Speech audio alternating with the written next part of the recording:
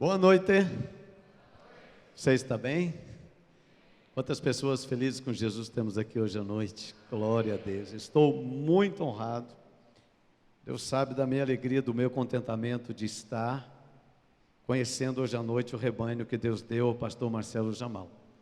Eu sempre fiquei muito curioso, ele tem ministrado já há muitos anos lá em Curitiba, e eu sempre ficava imaginando como seria a igreja dele, porque eu acho ele muito chique, eu acho ele muito inteligente, eu acho ele muito ungido. E eu, antes de vir para cá, eu estava falando com a minha família no almoço, eu falei assim, eu acho que a igreja do Jamal deve ser muito chique, deve ser muito chique. E olha para o irmão e diga, ele estava com a razão, você é chique mesmo. Eu realmente você é chique mesmo. Eu estou muito grato a Deus mesmo por poder conhecer cada um de vocês hoje à noite, de poder estar aqui, de ver esse tempo, que Deus vai estar ministrando para nós.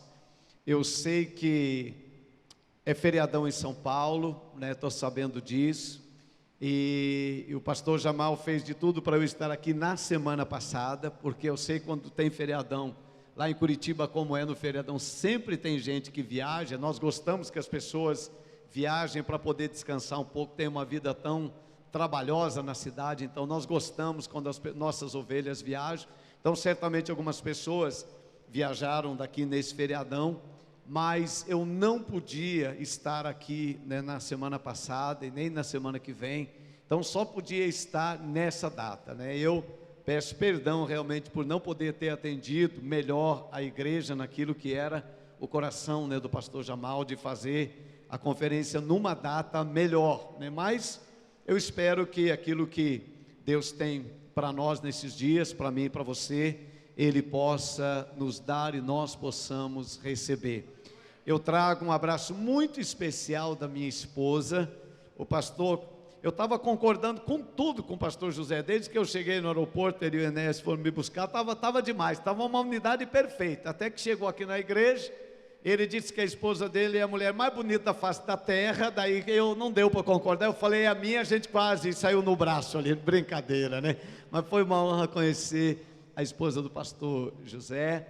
A minha esposa é uma mulher muito ungida de Deus, e Deus, além de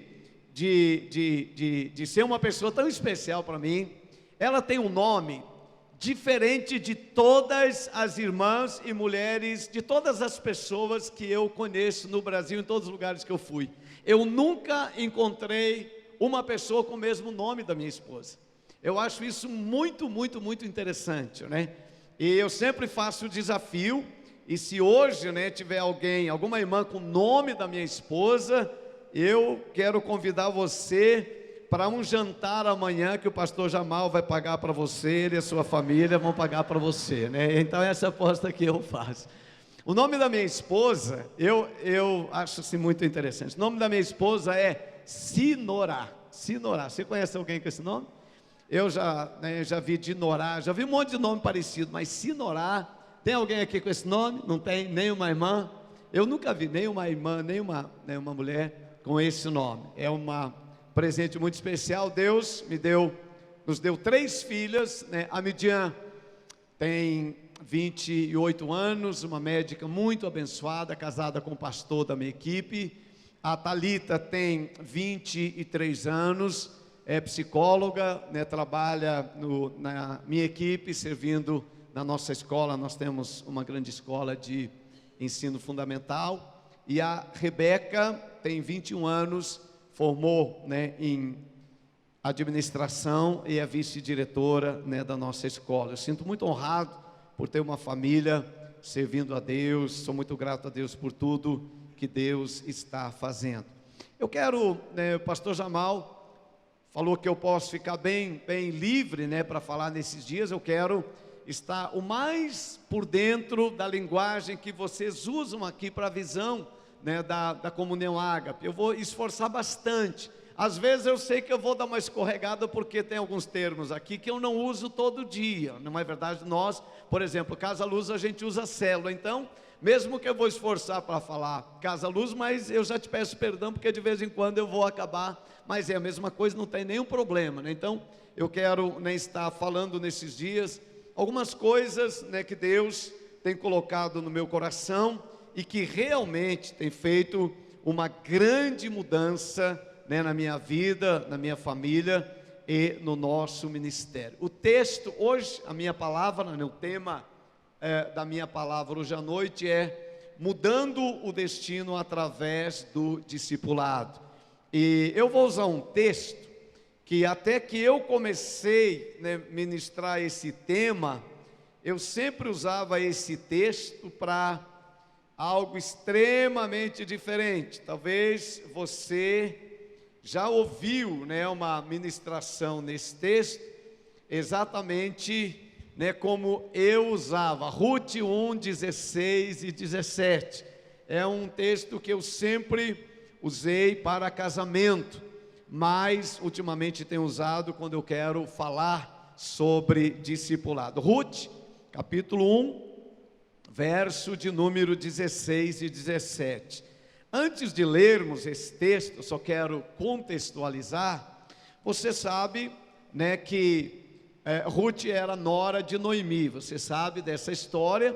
Então nós vamos falar de um relacionamento que na nossa sociedade é tão mal interpretado, né, que é a figura da sogra. Quantas sogras nós temos aqui hoje? Levanta a mão, por favor, né, as sogras. Eu estou lançando um movimento no Brasil em favor da sogra, né, porque realmente, né, o discipulado até para esse relacionamento que em algumas famílias é problemática, ele deu jeito, porque é uma nora apaixonada pela sua sogra e a sua sogra apaixonada pela sua nora. Eu tenho assim, com muito amor e carinho, falado tanto a homens como mulheres, que biblicamente não há razão para esse relacionamento, pelo menos, se não ruim, mas não valorizado entre a nora e uma sogra, ou um genro e uma sogra.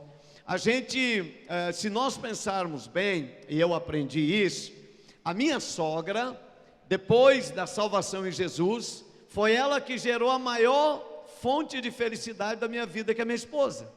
A minha sogra é responsável, né, para ter trazido a esse mundo aquela pessoa que Deus escolheu para fazer de mim um homem vencedor. Então eu não posso nem sequer pensar em fazer qualquer brincadeira de forma negativa com a minha sogra, porque, vou falar uma coisa para você, eu sei que isso é cultural, eu compreendo isso, mas eu realmente estou fazendo um movimento para mudar essa história de sogra. Eu sou defensor das sogras, né? Vou sair em passeata por aí. Por quê? Queridos, pensa comigo. Olha, eu amo muito minha mãe. Quem aqui ama muito a sua mãe? Muito, muito. Eu amo minha mãe. Gente, eu não gosto que ninguém fale mal da minha mãe. Não gosto. Nem de brincadeira, nem de brincadeira. Eu assim, honro muito a minha mãe. Eu aprendi isso. Honro a minha mãe, meu pai foi morar com Jesus no começo desse ano, mas eu honro, sempre honrei meu pai e honro muito a minha mãe. E aí eu aprendi que mesmo que é só de brincadeira, mas de alguma forma eu não estou honrando a mãe da minha mãe.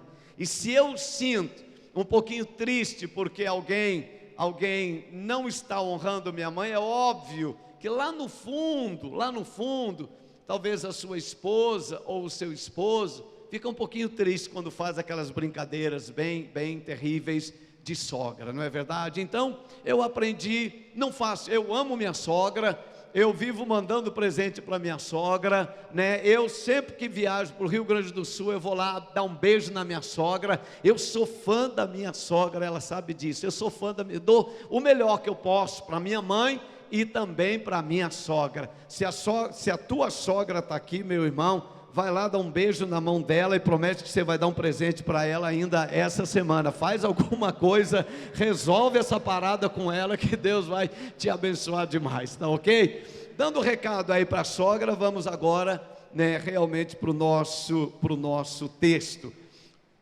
Ruth capítulo 1, verso 16 e verso de número 17.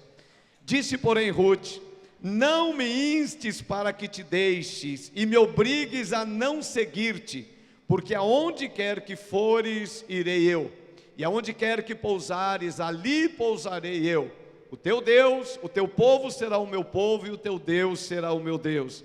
Aonde quer que morreres, morrerei eu, e aí serei sepultada.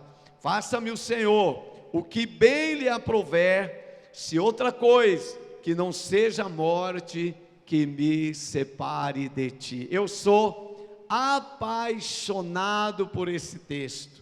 Ver como realmente um relacionamento que começou de uma forma, com tanta desgraça, duas viúvas, fadadas ao fracasso, destinadas à pobreza, elas desenvolvem um relacionamento, e tem uma história tão linda, tão linda, tão linda. Eu sou um homem assim muito voltado, para relacionamentos. Eu falo, pessoas que sabem se relacionarem bem com Deus e com os outros, igreja que tem intimidade com Deus, e os irmãos sabem se relacionar, são igrejas que vão crescer demais. Homens e mulheres que aprendem a desenvolver bons relacionamentos na sua família, serão famílias abençoadas e felizes. A causa da maior desgraça do ser humano não é a pobreza, não é falta de dinheiro, não é nem enfermidade, são os relacionamentos, quando não são conduzidos de tal maneira que um possa abençoar o outro. Eu ouvi há muitos anos atrás, eu li um material de um autor. Depois eu tive a oportunidade de conhecê-lo pessoalmente. Ele é um pastor americano, esteve pregando na nossa igreja, e eu anotei duas perguntas e uma frase que eu acho muito interessante, O nome dele é pastor George Foster, trabalhou na Betânia muitos anos, um homem que eu admiro muito. Ele fez uma pergunta que eu seguidamente faço esta pergunta para mim mesmo. Eu queria fazer essa pergunta para você. Olha para mim um instante, enquanto eu te faço esta pergunta. Você gosta da vida que você está levando? Não me responda, só pense. Você gosta da vida que você está levando? Seguidamente eu faço essa pergunta para mim. Odilon, você gosta da vida que você está levando?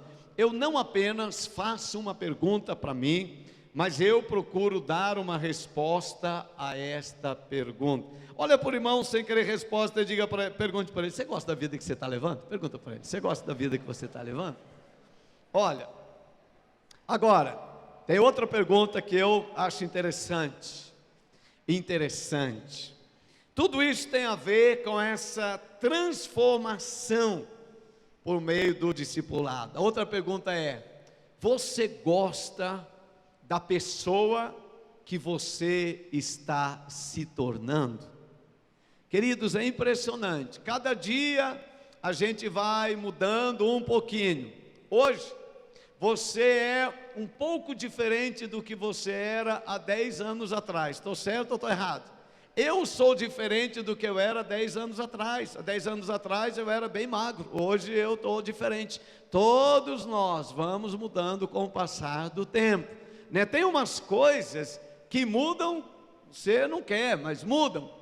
Agora, tem coisas, que mudam e você pode dar uma arrumada naquilo que vai mudando. Você gosta da pessoa que você está se tornando? Esses dias, agora um tempo atrás, eu estava no trânsito em Curitiba, indo para o escritório, e eu fiz essa pergunta, estava dirigindo o carro, e a resposta para a pergunta foi assim: Odilon, você gosta da pessoa que você está se tornando no trânsito? Eu falei: não gosto, não estou gostando.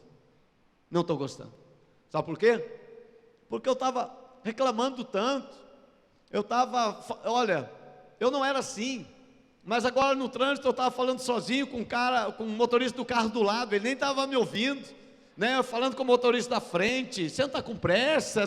E eu falo: que isso? Não gosto da pessoa que eu estou me tornando no trânsito, reclamando. Não, eu não era assim. De repente eu me vi assim, sem paciência, sem querer dar vez, para a pessoa que quer entrar na frente do carro. Eu falei: não estou gostando não, deixa eu, isso eu posso mudar, eu preciso melhorar esta situação. Agora, essa frase eu gosto demais, repita se você pode: foi Deus que me fez como eu sou. Põe a mão no seu coração assim e pensa em você, assim, em você mesmo. É interessante, essa pessoa que é você, que está aqui hoje, foi Deus que fez você desse jeito. Você é diferente de todo mundo. Foi Ele que fez você com os traços que você tem, com esse sorriso que você tem, com esse jeito que você é. Eu acho sorriso uma coisa bonita. Você já viu como sorriso é bonito? Se as pessoas descobrissem isso, elas iriam sorrir mais.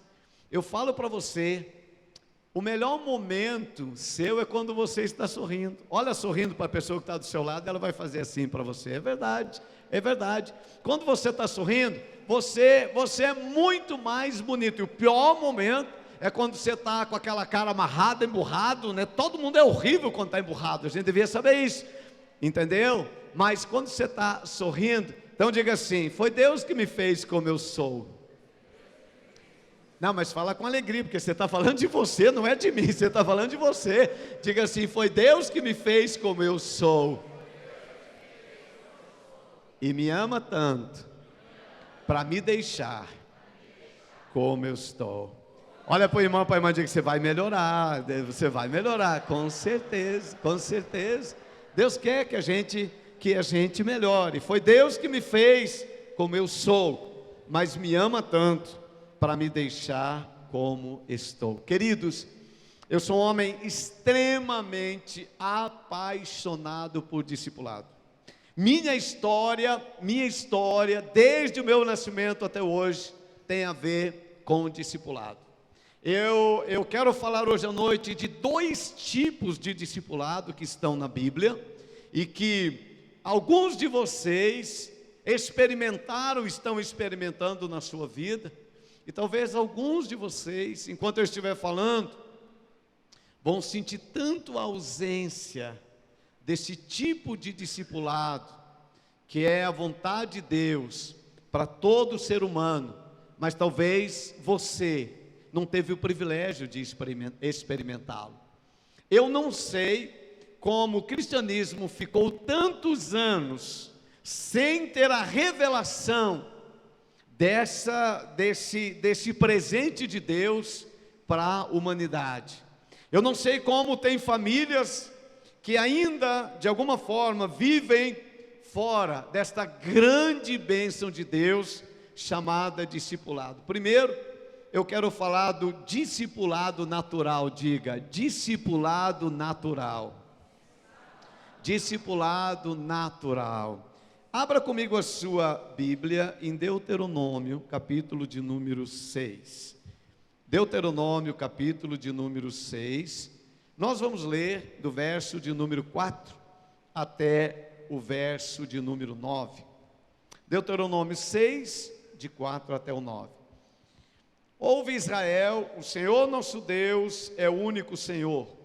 Amarás, pois, o Senhor teu Deus de todo o teu coração, de toda a tua alma e de toda a tua força. Estas palavras que hoje te ordeno estarão no teu coração. Tu as inculcarás a teus filhos. Repita, se você pode, a teus filhos. E delas falarás assentado em tua casa e andando pelo caminho, e ao deitar-te e ao levantar-te. Também as atarás como sinal na tua mão, e te serão por frontal entre os teus olhos, e as escreverás nos umbrais da tua casa e nas tuas portas. Deixa-me falar um pouco para você sobre esse discipulado natural. Você vai conhecer um pouquinho da minha história, né, nesses dias que nós vamos estar juntos aqui. Eu venho de uma família, meus pais foram muito pobres, muito pobres. Eu tenho só 2 irmãs, uma mais velha e uma caçula, e eu estou no meio. Meus pais moraram na roça por muitos anos, e até que eu fiz 18 anos, eu estava na roça, trabalhando e ajudando meu pai e minha mãe. Mas mesmo no meio de tanta pobreza, e mesmo sem conhecer pessoalmente ao Senhor Jesus, meu pai e minha mãe liam a Bíblia, desde que nós éramos pequenos. Meu pai todo dia lia um capítulo da Bíblia na nossa casa. Todo dia ele lia a Bíblia. E meu pai e minha mãe me ensinaram, diga, ensinaram. É impressionante que uma das características do discipulado natural e também do espiritual é esta graça da parte de Deus de que os pais devem ensinar os seus filhos. Diga ensinar de novo, ensinar. Guarde esta palavra, ensinar, ensinar. Meu pai, meu discipulador natural, ele me ensinou algumas coisas muito importantes, que todos aqueles pais que compreendem o valor do discipulado natural, devem ensinar para os seus filhos. Meu pai ficou casado com a minha mãe por 53 anos, e até o último dia em que eu vi meu pai e minha mãe juntos, meu pai sempre andou de mão com a minha mãe. Meu pai me ensinou ser apaixonado e fiel para a minha esposa. Meu pai me ensinou isso. Meu pai, quando eu era adolescente, quando eu era jovem, ele falava assim: meu filho, você vai crescer, você vai ficar um jovem, Deus tem uma esposa para você, e quando Deus mostrar a esposa para você, seja apaixonado por ela como única mulher da sua vida. Meu pai me ensinou isso. Meu pai me ensinou a ser fiel. Meu filho, você vai casar e você vai ser fiel à sua esposa todos os dias que vocês viverem na face da terra. Eu tenho 32 anos de casado, sou apaixonado pela minha esposa e tenho sido fiel. O dia de um dos maiores alvos meus na terra é nunca desonrar a Deus e a minha casa. Se eu não desonrar a minha casa, eu nunca desonrarei a igreja. Meu pai me ensinou esse valor da fidelidade. Sou um homem feliz no casamento, sou um homem abençoado na família, porque meu pai me ensinou, diga assim, ensinar a ser fiel. Nós precisamos ensinar as pessoas estas coisas, ainda mais nos dias de hoje. Os pais precisam ensinar. Agora, preste atenção comigo. Muitas vezes, nós pais achamos que nossos filhos, eles já sabem essas coisas. Aí a gente deixa eles assistirem televisão da Globo, das 6, das 7, das 8, das 10. E aquelas novelas da Globo é uma desgraça. Eu nunca vi, nem sei, faz tantos anos que nós não vemos, mas tantos anos mesmo. Mas uma coisa que eu sei, eu estou certo nisso: novela não ensina fidelidade, até onde eu sei, não ensina. Novela ensina infidelidade. E às vezes nós deixamos as crianças, estão lá, parece que elas só estão olhando alguma coisa, elas não estão só olhando não, elas estão aprendendo. Então meu pai teve cuidado de nos ensinar algumas coisas muito importantes. Meu pai me ensinou a ser apaixonado e ser fiel. Eu acho isso tão precioso. Eu sou um homem honrado na minha casa, no ministério, na cidade onde eu moro, porque meu pai me ensinou essas coisas. Eu aprendi com meu pai, no discipulado natural. Eu ensinei isso, nós ensinamos isso na nossa casa, né, para as nossas filhas, nós ensinamos isso, né, aonde nós estamos. Uma outra coisa que meu pai me ensinou, e quando eu falo sempre amei tanto meu pai, eu sinto tanta falta dele, ele faleceu agora em janeiro, tão apaixonado por Jesus, mas meu pai me ensinou, o pastor Marcelo, ele conhece Curitiba, né, nós temos muito crédito em Curitiba, mas uma coisa que meu pai me ensinou, pagar as contas em dia. Olha para o irmão e diga, pagar as contas em dia. É impressionante, irmãos, é impressionante. Muita gente não foi ensinado a pagar as contas em dia, e hoje tem tanto sofrimento dentro de casa, sofrimento no casamento, de esposo, de esposa, de filhos, né, no emprego, tanto sofrimento. Não é tanta vergonha, a gente ligando, o nome no CEPROC, essas coisas. Meu pai me ensinou a pagar as contas em dia, desde que, bem pobrezinho lá na roça, meu pai disse: olha, meu filho, nunca atrase uma conta, nunca atrase uma conta. E nós temos um prédio tão grande em Curitiba, né, Jamal? Tão grande. A igreja pode crescer tanto. E nós nunca tivemos dinheiro na igreja, nunca. Eu nunca tive R$ 1.000 na conta da igreja sobrando, nunca tem dinheiro sobrando na igreja. Mas quando nós fomos comprar, né, o nosso terreno, sem dinheiro, hoje mais ou menos, um dos terrenos que nós compramos, hoje um deles é mais ou menos em torno de 4 a 5 milhões, e nós não tínhamos dinheiro. Então eu fui lá, né, para comprar o terreno, sem nada de dinheiro. E tipo assim, na época, muitos anos atrás, ele queria R$ 480 mil. E aí eu falei para ele assim: olha, seu terreno vale até mais do que isso. Meu pai sempre me ensinou a valorizar as coisas das outras pessoas. Eu falei: seu terreno vale mais, seu terreno é muito bom, muito bom. E eu disse: eu quero comprar o seu terreno.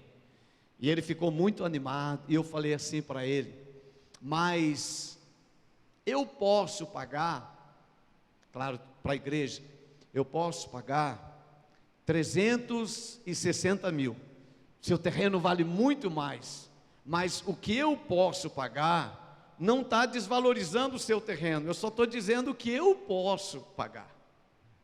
Aí ele compreendeu que eu não estava desvalorizando, eu só estava falando, né, porque o meu pai me ensinou a ter caráter. E aí ele falou assim: não, tudo bem, tá bom, para você 360 mil, e eu sei que você vai pagar à vista, então eu faço para você. Aí eu falei: vou falar uma coisa, você sabe que todo o meu coração é pagar à vista para você,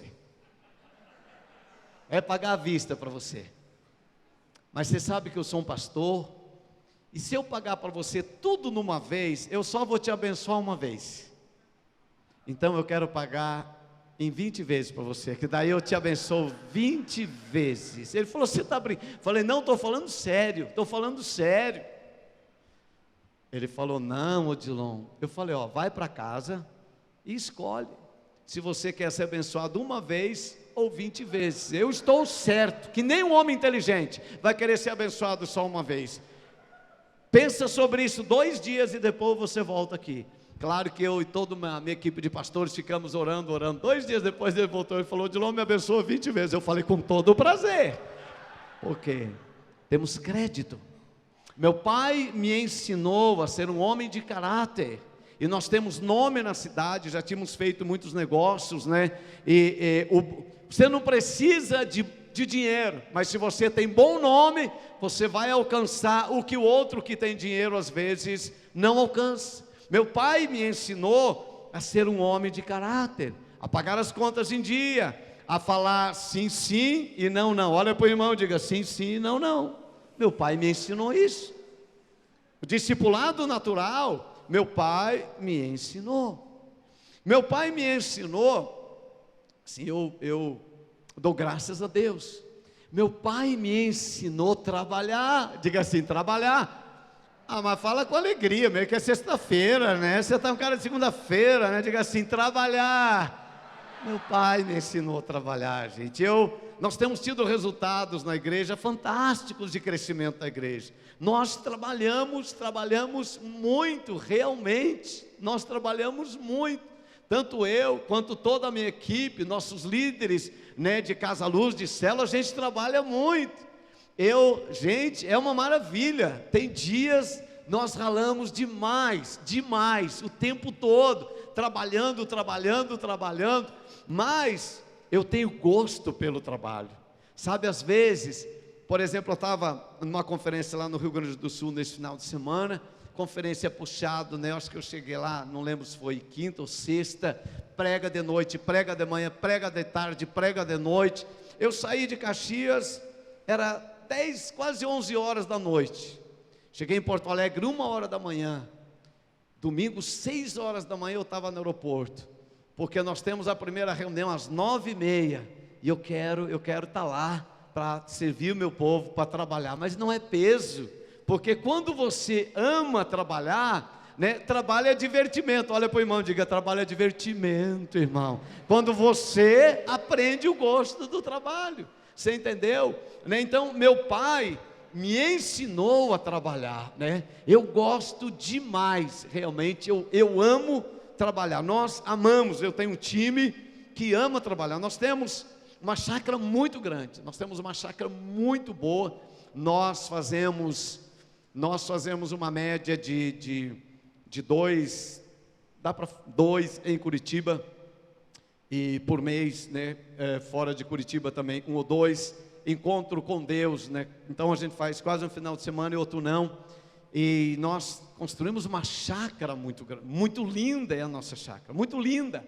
Agora, por 10 anos, diga assim, 10 anos, eu nunca lembro da gente ter descansado num feriado, nunca lembro, durante 10 anos, todos os feriados nós íamos lá para a chácara trabalhar, né? Às vezes eu ia com 30 homens, uma vez eu estava com 80 homens, 30 mulheres, 50 mulheres, porque nós amamos trabalhar, nós conseguimos, né? Nós temos uma escola, uma grande escola, já estamos chegando em 400 alunos, e nesses 10 anos a gente construía a chácara e construía a escola, porque trabalhar para nós é um prazer, porque meu pai me ensinou, e eu pude também, claro, tantas outras pessoas aprenderam isso no dia da minha consagração de pastor. Foi muito engraçado, né? Eu terminei o seminário, e aí eu fui, né? Era eu e mais 2 pastores batistas que seriam naquele dia consagrados, e foi minha consagração, isso foi foi domingo, e no sábado a gente tinha trabalhado na obra todo dia, e tinha feito concreto demais, e você sabe quando você mexe muito no concreto, as suas mãos ficam tudo rachada, e não sai debaixo das unhas o concreto de jeito nenhum, e eu esqueci que era a minha consagração no outro dia, que todos os pastores chiques iam estar lá, e eu peguei valendo, nós queríamos, eu acho que fazer uma laje, eu trabalhei, esqueci mesmo, estava empolgado demais. Aí quando eu fui tomar banho e não saí, eu lembrei, falei: meu Deus, amanhã tem minha consagração, e era em março, calor, para ir de luva, todo mundo ia desconfiar. Falei: o que eu vou fazer?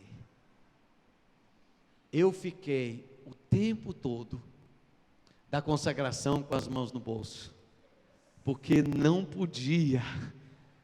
E aí na hora, bem no final, era a minha parte, o pastor falou assim: agora, Odilon, né, você vai abençoar o povo. Eu falei: meu Deus, como é que eu vou fazer agora? Aí eu falei: irmãos, eu quero pedir que todos fechem bem os olhos, ninguém com os olhos abertos agora, por favor, é um momento muito solene, porque minha mão estava muito feia. Nós aprendemos esse valor do trabalho, sabe, quando você for em Curitiba, você vai ver muita coisa lá, né? Mas tudo isso é resultado de um discipulado natural. Meu pai me ensinou estas coisas. A última coisa que eu quero falar do discipulado natural, meu pai me ensinou. Olha, Enéas e José que foram me receber no aeroporto, quero agradecer demais, né, o carinho de vocês, mas meu pai me ensinou a fazer amigos, meu pai me ensinou, é impressionante. Meu pai falou assim: Odilon, trate bem as pessoas, seja amigo de todo mundo. E é desse jeito. Eu aperto a mão de uma pessoa e já falo: você é meu amigo, tá legal? É assim, desse jeito. Eu amo fazer amigos. Meu pai era amigo dos ricos da cidade, era amigo dos pobres. Eu via meu pai se relacionando bem com as pessoas. Meu pai me ensinou a desenvolver bons relacionamentos. A Bíblia diz que quem tem muitos amigos pode alegrar-se. Eu tenho muitos amigos, eu acho isso assim, é uma preciosidade. Aonde você vai, tem alguém sorrindo para você, que coisa preciosa, né? Amizade, quando você tem, é um presente de Deus. Meu pai me ensinou isso. Meu pai foi um homem que, dentro desse relacionamento, meu pai me ensinou uma coisa, gente, isso é precioso. Meu pai me ensinou nunca ficar magoado. Gente, que coisa mais linda. Você já pensou, né? Alguém fere seu coração, você não fica magoado, porque amigo a gente sempre perdoa. Pessoas que a gente quer bem, a gente sempre quer ver uma coisa. Mãe, coração de mãe nunca se magoa. Você já viu isso? O filho apronta, ele nem pediu perdão ainda e a mãe já está querendo abraçar. Ele nem arrependeu ainda, ela já está querendo fazer o pudim que ele gosta, não? Porque ela não se magoa por nada. Coração de mãe não se magoa, por quê? Porque mãe ama. E quando você aprende a se relacionar, né, com as pessoas dessa forma, então isso vai ser um remédio para a sua vida. Você vai poder, né, viver, ter muitos amigos, ser abençoado. Por exemplo, agora, Jamal, você foi lá em Curitiba. Rapaz, ser seu amigo, minha vida só melhorou depois que eu fiquei seu amigo. É verdade, eu falo de verdade, de verdade. Quando você tem amigo, eles resolvem os rolos para você, sabia? Eles resolvem um monte de coisa para você. Você entendeu? Você tem amigo, você vai no restaurante, ele quer pagar a conta para você, não é verdade? Claro, não, mas você também tem que pagar para o seu amigo, né? É impressionante. Aí o Jamal foi lá, eu acho que você pregou, eu acho que foi sexta, quinta ou sexta à noite, eu acho que foi sexta, se eu não estou enganado, que você pregou, e tinha um casal muito querido, que eu gosto demais deles, e tinha acontecido alguns problemas, alguns anos atrás, e eles foram embora da igreja, e eles foram bem bicudo, e eu corri atrás, e não deu jeito, estavam bicudo. Mas eles ficaram sabendo que o Jamal ia na nossa igreja. Para mim eles não estavam nem aí, mas para o Jamal, o Jamal está lá, eu vou. Quando você tem amigos, gente, é impressionante. Eles foram lá. Você falou sobre o filho pródigo, você está lembrado? Meu amigo, eu acho que eu tinha que pregar uns 50 anos aquele sermão, e eles ainda não iam se arrepender, que nem arrependeram aquela noite. Impressionante, Jamal. Quando você terminou de pregar, eles estavam no chão, eu fui lá, eles vieram correndo, pensaram que era o Jamal, mas era eu. Aí, impressionante, recebi uma mensagem deles, né? Tão precioso. Os amigos fazem coisas por você. O Jamal veio embora, eles ficaram lá, são minhas ovelhas, voltaram. Gente, eu amo essas coisas que Deus faz, né? Se você tem amigo, hoje eu fui pegar meu passaporte tinha vencido, e eu renovei, e tanta coisa para resolver, tem que pegar o passaporte ainda, fui logo para a Polícia Federal, cheguei lá, não tinha levado o protocolo, falei, tem que ter protocolo? Aí ele falou, tem, mas você conhece alguém aqui? Falei, eu tenho um amigo aqui. Como é o nome dele? Fulano. Então se ele te conhece, foi lá e chamou o fulano lá. Olha, você conhece o Odilon? Conheço. Então você pode dar o passaporte para ele. É bom demais, gente, senão eu tinha que ter voltado. Se eu não tivesse um amigo, aí eu falei para ele, mas pode fazer sem protocolo? Ele falou, olha, se a gente conhece a pessoa, pode. E como eu conheço você, está tudo tranquilo, não estou quebrando nenhuma norma aqui dentro, você pode ficar tranquilo. Quem tem amigo não precisa perder a viagem. Diga para quem está do seu lado, quem tem amigo não precisa perder a viagem. Você entendeu? Essas coisas fazem parte do discipulado natural. Diga assim, discipulado natural. Ensine os seus filhos. Meu pai me ensinava, andando lá na roça, na carreta, na carroça. Meu pai me ensinava essas coisas. Eu cresci vendo ele fazer isso e me ensinando que essas coisas eram importantes. Eu converti com 18 anos, nunca tinha entrado numa igreja evangélica, nunca soube de ninguém, de 3 gerações, né, da minha família, e do meu pai e da minha mãe, que houvesse um discípulo de Jesus, jamais. Mas eu converti com 18 anos numa igreja batista tradicional, em Pelotas, no Rio Grande do Sul. E assim que eu converti, eu tinha mudado para a cidade, meu pai e minha mãe tinham ficado na roça. Agora eu estava lá na cidade, entreguei minha vida para Jesus, e logo, nos primeiros dias de conferência, veio um pastor, né, os primeiros meses de conversão, veio um pastor na igreja fazer uma conferência. Diga assim, conferência. Diga, esse negócio é bom. Eu amo fazer conferência. Eu realmente, nós fazemos conferência todo ano, né? Nossa conferência foi agora um mês atrás, uma mega conferência, o Eibe estava lá, foi muito bom. E aí, tinha conferência, primeira conferência, nem sabia o que era. Chegou o pastor, né, para fazer a conferência. Eu nunca tinha ouvido essa palavra discipulado, nunca. E ele veio pregar na igreja, ele era bem altão, ele usava um sapato bem grande e uma calça meia curta, parecia o Jerry Lewis, assim, ele era bem divertido, né? Só que ele começou a pregar numa igreja bem tradicional, e de repente ele falava um negócio, ele falava assim, aleluia, diga para o irmão, aleluia, só diga para o irmão assim, aleluia. Sabe por que eu peço para você falar para o outro? Talvez você está, mas por que ele pede? Porque eu não quero que você durma enquanto eu estou falando. Sabe aquele pastor que estava pregando, né? E aí tinha um casal assim na frente, e o homem dormiu, e ele ficou muito chateado. O homem está dormindo e está roncando. Aí o pastor chamou a atenção da irmã e falou, irmã, por favor, acorde seu marido. Ele disse, pastor, eu não, foi você que pôs ele para dormir, você que acorde ele agora. Sabe aquele pastor, aí ele pregava, e todo mundo dormia quando ele estava pregando. Ele falou, não sabia o que acontecia, não sei, todo mundo dorme quando eu estou pregando. Aí ele pediu o pessoal, né, da comunicação, gravar a pregação dele inteirinha, desde o começo. Ele falou, porque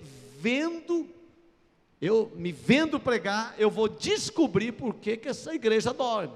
Ele sentou na primeira fila, deu o play e dormiu também. Agora, presta atenção. O que esse pastor falava de diferente? Vamos de novo. O pastor lá da conferência, o que ele falava de diferente? Aleluia. Hoje todo mundo fala aleluia, mas naquele tempo não era assim. Eu nunca tinha visto ninguém falar aleluia. E aí eu falei, ele fala aleluia. Eu também quero falar aleluia, numa igreja tradicional. Tudo que eu queria era aprender a falar aleluia. Eu não sabia falar aleluia. Você acha isso engraçado, talvez hoje, pela forma como a igreja é hoje, mas na época. E aí quando ele terminou de pregar, aí eu cheguei perto dele, bati assim no pé dele, e ele olhou para mim, eu falei assim, pastor, o senhor pode cuidar de mim? Eu queria que você visse o rosto dele. Eu acho que ele achou que eu tinha vindo da África, desnutrido, alguma coisa. Ele falou, sim meu filho, eu cuido de você. E aí, eu queria aprender, ser como aquele homem. Eu queria falar como ele fala. Eu queria pregar do jeito que ele prega. Ele era um pastor, eu só tinha convertido. Ele falava aleluia, eu também queria falar aleluia. Eu falava assim comigo, um dia eu vou falar aleluia. Diga assim, um dia você já fala aleluia. Aí, ele foi embora para a cidade dele. Então eu escrevia carta para ele, colocava no correio, não é que nem hoje, era bem diferente. E eu estava aprendendo muita coisa com ele. Diga assim, aprendendo. É interessante, irmãos, Alguém estava me ensinando e eu estava aprendendo. Deus falou comigo para vir para o seminário em Curitiba. Eu escrevi para ele que eu viria para Curitiba. Ele me deu algumas instruções. E agora, quando eu chego em Curitiba, estou estudando, agora eu vou ser um pastor. E como pastor eu quero falar? Aleluia. Já estou no último ano do seminário. No último ano do seminário. Agora, no último ano, eu vou ter que abrir um parênteses aqui para te contar uma história. Quando eu cheguei em Curitiba, eu e minha esposa, a gente era bem pobrezinho. Nós ganhávamos menos de 2 salários mínimos. Não tínhamos dinheiro para pagar transporte, para trazer a nossa mudança do Rio Grande do Sul. Colocamos em cima de um caminhão, de uma carreta que trazia arroz para São Paulo, e a nossa mudança veio lá em cima. Quando chegamos na cidade, presta muita atenção nisso. Quando nós chegamos na cidade, eu precisava alugar uma casa para nós, mas eu não conhecia ninguém naquela cidade. Só tinha um casal, que a gente tinha um pequeno relacionamento, que nos recebeu nos primeiros dias na casa deles. Aí, no sábado, nós estávamos andando pela cidade e achamos um apartamento para alugar. Falamos com a dona, era um casal de idosos, poloneses.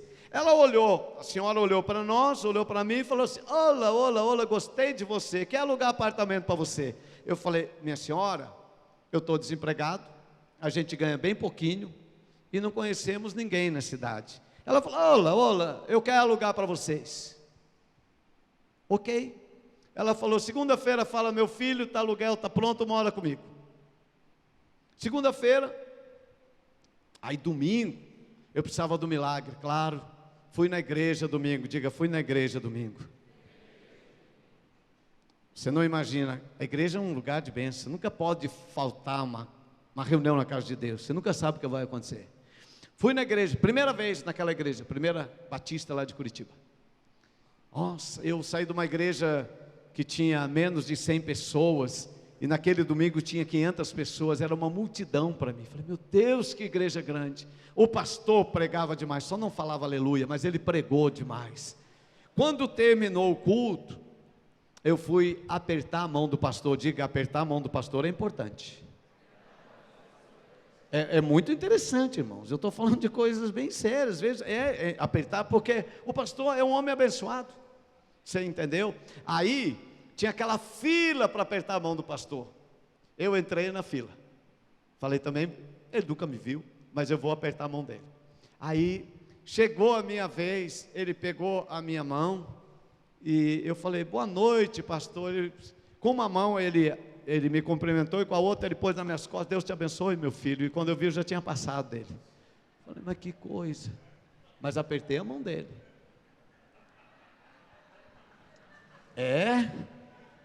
Segunda-feira eu fui lá para alugar o apartamento. Aí o filho dessa senhora disse: tem que ter um fiador. Eu falei: não tem fiador. Não dá, tem que ter um fiador. Você tem algum amigo na cidade? Lembra que eu falei, se eu apertei a sua mão uma vez, sou seu amigo? Eu falei: tem.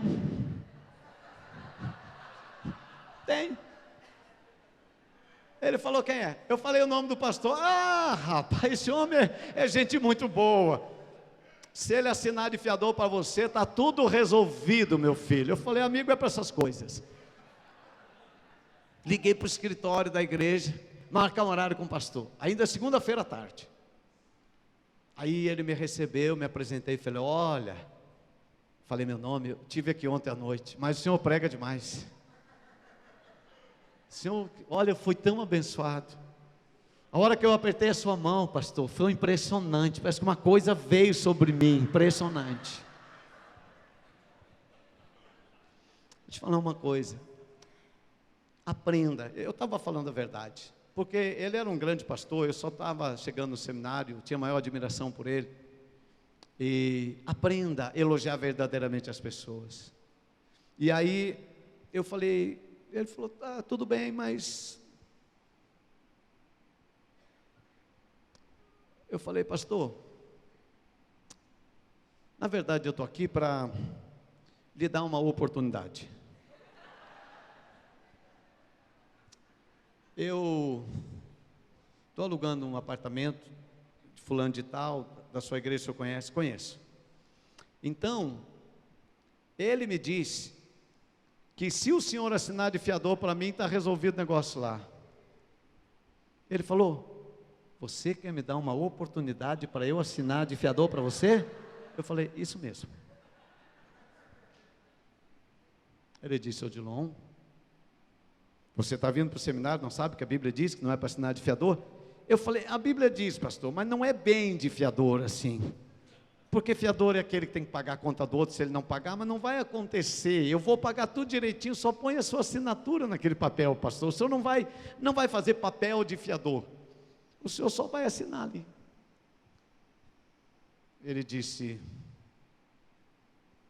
não posso fazer isso. Falei, pastor, o senhor não vai aproveitar essa oportunidade? Eu gosto de palavras bem. Ele disse, eu vou almoçar, eu vou falar com a minha esposa, ou vou em casa, não sei que horas que era, eu volto aqui, daqui a 2 horas. Eu vi que ele ficou com a pulga atrás da orelha. Ele foi embora, e eu fui para casa, lá desse pessoal que a gente estava, e fiquei orando, falei, Jesus, não deixe ele perder essa oportunidade. 2 horas depois eu voltei lá. Ele estava com a esposa.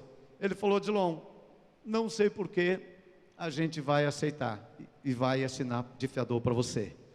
Falei, parabéns, pastor. Claro que eu acho que eu não falei isso, mas eu pensei. Ele assinou. Presta atenção, porque essa história é só para... Ele assinou de fiador, e eu paguei o aluguel tudo direitinho, porque meu pai me ensinou a pagar as contas em dia. Não atrasei nem um dia. Terminou. Eu liguei para ele e falei, pastor, eu acho que ele já falou, não acredito. Eu falei, pastor, estou ligando para agradecer ao senhor, já venci 1 ano, tudo certinho, já renovei o aluguel, outro amigo meu já assinou, obrigado mesmo, Deus abençoe. Toda vez que eu encontrava esse pastor, muito famoso, toda vez que eu encontrava ele, eu ia lá cumprimentá-lo e tal, eu gosto muito dele, até hoje. Passou, agora eu vou formar, volta a fita lá. Eu vou formar, eu quero ser pastor no Rio Grande do Sul, meu sonho de muitos anos, uma igreja que eu gosto e tal, vou para lá. Fui lá, acertei a minha ida, mas faltou um negócio lá que tinha que passar na Assembleia, mandar carta, oficializar o negócio. Eu fui em agosto lá, setembro ia fazer isso. Escrevi para o meu pastor que cuidava de mim lá e falei, pastor, ora por mim que já vou assumir a igreja lá e tal. Só que setembro não chegou a carta de convite para mim. Aí em outubro eu já estava, né, a minha formatura é no final do ano. Aí eu escrevi, né, para o meu, que se eu soubesse seria meu discipulador, aquele que estava me aconselhando. Falei assim, pastor, eles não mandaram a carta lá. Eu acho que era bom eu dar uma ajuda para Deus, né, porque Deus deve estar muito trabalhando lá em cima. Era bom eu ligar para o vice-moderador para facilitar as coisas, né. Ele falou assim, só mandou uma frase bem pequena. Um pastor não se oferece, ora. Falei, mas que coisa, não posso ligar lá? E eu sabia que a direção dele era para eu não ligar lá. Mas eu sabia, se eu ligasse eu resolvia o problema. Mas agora eu decidi colocar a minha vida debaixo de alguém que já está começando a me atrapalhar. Era melhor se eu andasse sozinho. Muitos de nós pensamos assim na vida espiritual, é melhor sozinho. Aí, eu coloquei uma data, até 30 de novembro, se essa carta não chegar, é porque não é para eu ser pastor dessa igreja, só vou ficar orando, mas eu sei que Deus quer que eu seja pastor lá, porque é meu sonho. Eu fiquei orando, jejuando, não vou ligar, vou orar, jejuar, não vou ligar, vou orar, ligar, e dar aleluia. 30 de novembro a carta, não veio. Aí eu falei, Deus, muito legal esse negócio, né, de discipulado, a gente só se ferra. Se eu não tivesse discipulador, eu tinha resolvido o negócio. Agora, como tem alguém cuidando de mim, ele disse que não era para eu telefonar, eu não telefonei, não mandaram a carta, e agora Aí, nesse meio tempo, uma igreja em Curitiba a menor bem pequenininha, lá numa vila, no fundo lá numa vila, e os seminaristas que lá voltavam falando tão mal daquela igreja, até o dia que eu fui lá. Aí eu senti que nem a rainha de Sabá, ao contrário. Eu falei, eles não falaram nem a metade tão ruim que é esse povo aqui. Agora esse povo me convida para ser pastor deles. Eu falei, não, olha. Gente, era um povo tão feio.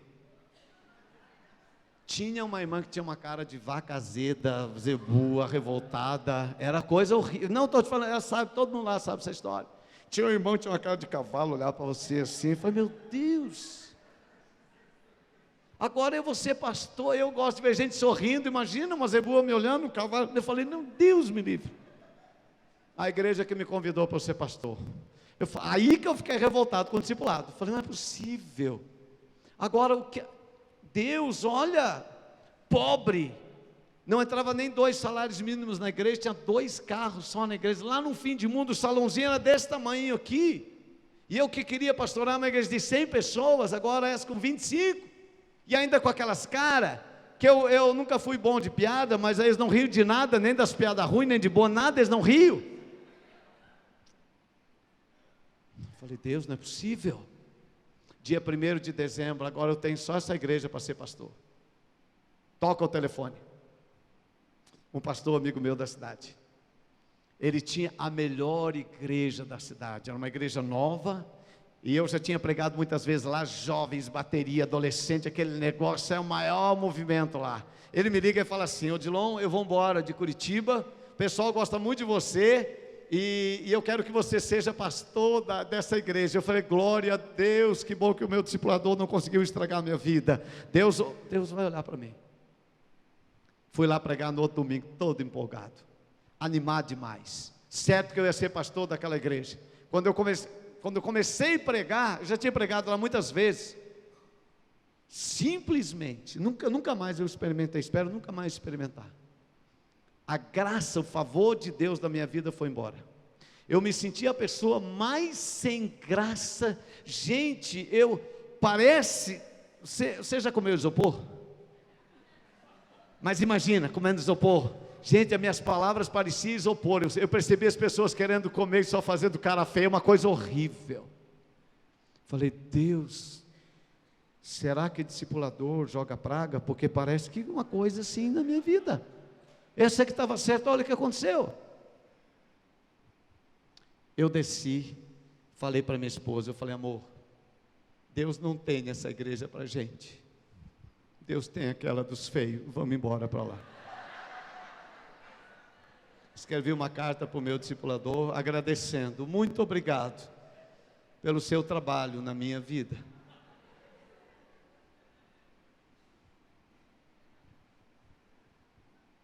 Assumi a igreja dos feios.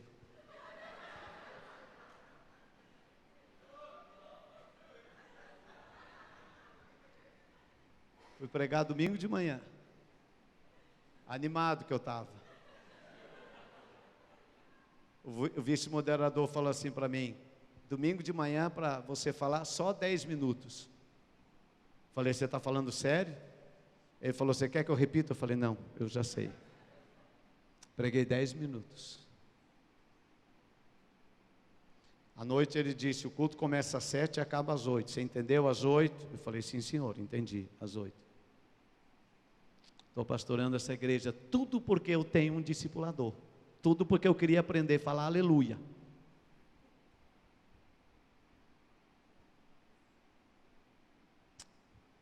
O tempo passou. E o Marcelo já mal conheceu o que Deus fez naquela pequenininha igreja. Hoje é Shalom que eu sou pastor. Nós somos já mais de, agora 30 igrejas no Brasil e algumas nações. Vamos, para a glória de Jesus, esse ano, chegar em 1.280 células, em nome de Jesus. Estou crendo nisso. E os feios estão tudo bonitinho, gente, você não imagina. Todo bonitinho. Meu Deus. Foram batizados no Espírito Santo. Ai, que povo lindo. Você viu meu povo lá? É lindo, lindo, lindo, lindo. O discipulado espiritual mudou o meu destino. O discipulado espiritual mudou o destino de Ruth. Logo em seguida, nunca mais eu vi esse pastor, só mais uma vez.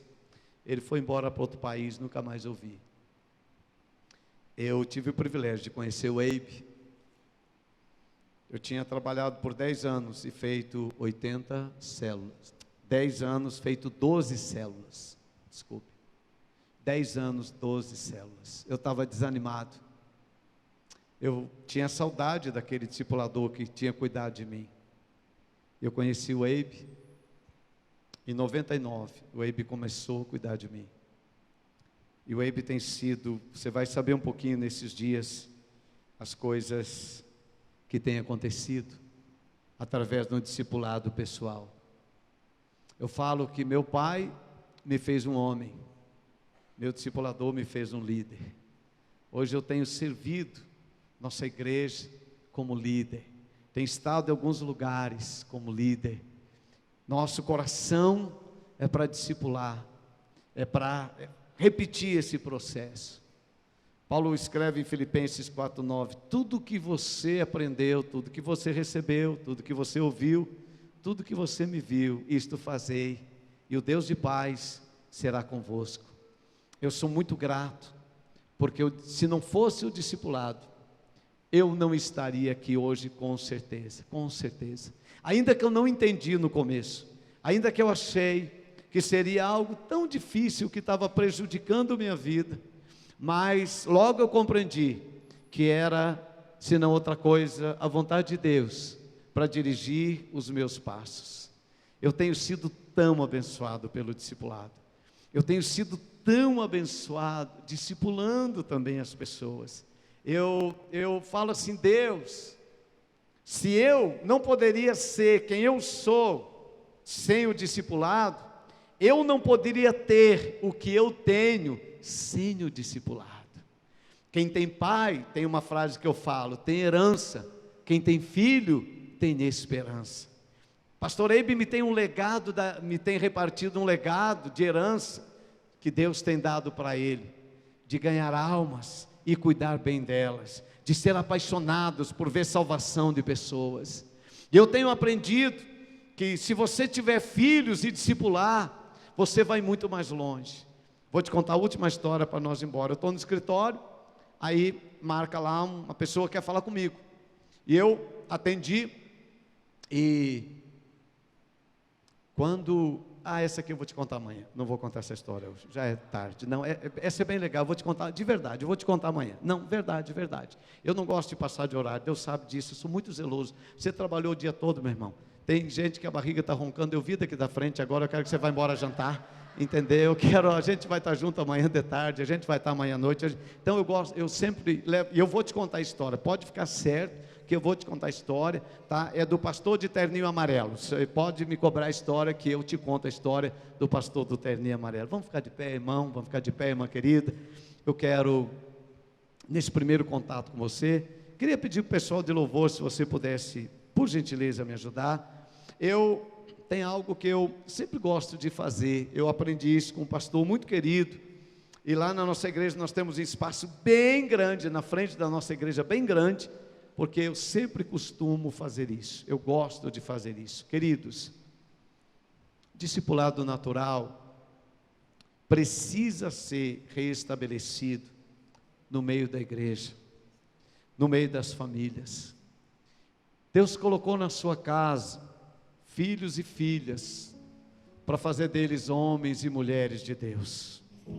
Eu sinto tão honrado. Talvez um dos maiores legados do discipulado para mim tem sido ter aprendido a discipular a minha família. As minhas filhas, eu sempre falo isso, vê-las tão apaixonadas por Jesus, todas elas, o sonho delas é participar da minha equipe como pastoras e trabalhar comigo. Isso é a maior honra que eu tenho. Não tem dinheiro que pague uma coisa dessas. A Midian é uma médica, ela fala: pai, não quero ganhar dinheiro com medicina, eu quero trabalhar na sua equipe. Estamos fundando igreja em algumas nações. Ela fala: pai, eu quero te ajudar. Isso para mim é tão honroso. né? A Thalita, a Rebeca, a mesma coisa. Discipulado natural leva a ficarmos apaixonados pelos nossos filhos. Eu sou tão grato a Deus, porque meu pai me discipulou. Nós damos tanta coisa para os nossos filhos na nossa geração, mas muitas vezes não damos o básico, que é discipulá-los como ensina a palavra de Deus. Eu gasto muito tempo com as minhas filhas. Eu invisto, desde que elas são pequenas, eu invisto tempo com elas. Eu gosto muito de futebol, eu jogo futebol, mas desde 93, o Brasil foi campeão em 94, se eu não me engano, mas naquele jogo que o Brasil foi campeão, eu não pude ver, porque em 93, eu fiz um voto para minha esposa e para as minhas filhas. A igreja estava começando a crescer, eu já estava ficando de agenda cheia, mas eu disse para as meninas, elas eram pequeninhas, eu falei: filhas, papai trabalha bastante, mas eu nunca quero que vocês olhem para mim como um pai que não deu tempo para vocês. Então domingo, papai não vai assistir televisão, só para dar tempo para vocês. Eu te falo que foi muito duro. Nunca mais eu vi o Brasil ser campeão, mas eu tenho visto minhas filhas serem campeãs. Tem sido muito melhor. Não há preço que pague. Eu quero, não sei como está a sua casa, mas eu queria te trazer uma palavra de ânimo hoje. Decida no seu coração discipular seus filhos. Se as coisas estão bem, continue fazendo isso. Mas se não está bem, escolha no seu coração hoje à noite: eu quero investir o melhor de mim na vida da minha família. Eu quero cuidar da minha família. Meu filho está tão longe, minha filha está tão longe. Eu queria trazê-lo para perto. Você pode. Deus vai te ajudar. Eu vim aqui para motivar seu coração. Meu pai foi muito pobre. Meu pai nunca teve um carro. Nunca. Mas ele me discipulou. A maior alegria do meu pai é me ver pregando. Quando ele sabia que eu ia viajar, eu sempre ligava para ele para pedir para ele me abençoar. Ele falava: meu filho, eu não sei esse lugar para onde você vai, mas eu te abençoo. Era a alegria do meu pai. Quando ele pegava um DVD novo meu, ele só queria ouvir. Era a alegria dele.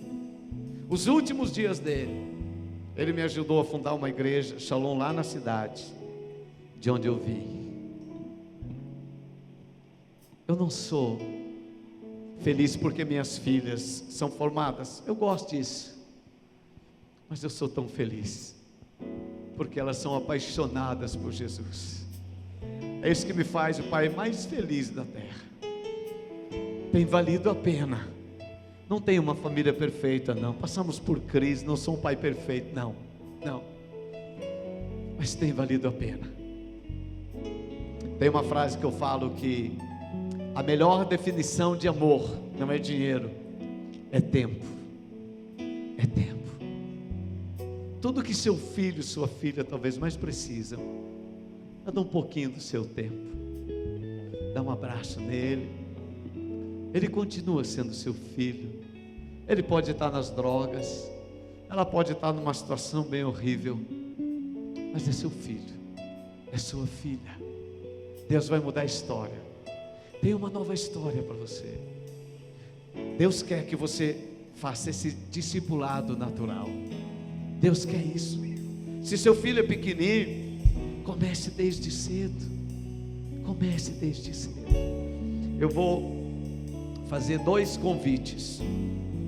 Eu quero orar por pais que estão aqui hoje, que já discipulam, outros que não discipulam seus filhos, mas entendem e recebem essa palavra e querem fazer isso para a glória de Jesus. Meu pai entendeu isso, Ruth entendeu, Noemi entendeu, eu tenho entendido. Mas eu também quero, eu sei que vocês trabalham nessa igreja com visão de uns cuidar dos outros. Nós somos tão fortes nisso. Talvez o grande segredo do crescimento tão saudável da nossa igreja tem sido o entendimento que nós temos de não ter medo, de nos deixar sermos cuidados, porque temos visto um resultado tão precioso disso. Eu queria também convidar você que já está sendo discipulado e que está discipulando, mas você quer compreender mais isso ainda. Eu sempre falo: Deus, abre minha mente para isso, eu quero compreender. Pastor Eibe para mim é como meu pai. Como ele tem me abençoado, como ele cuida de mim, como ele tem me ensinado tantas coisas. Cada dia eu quero aprender.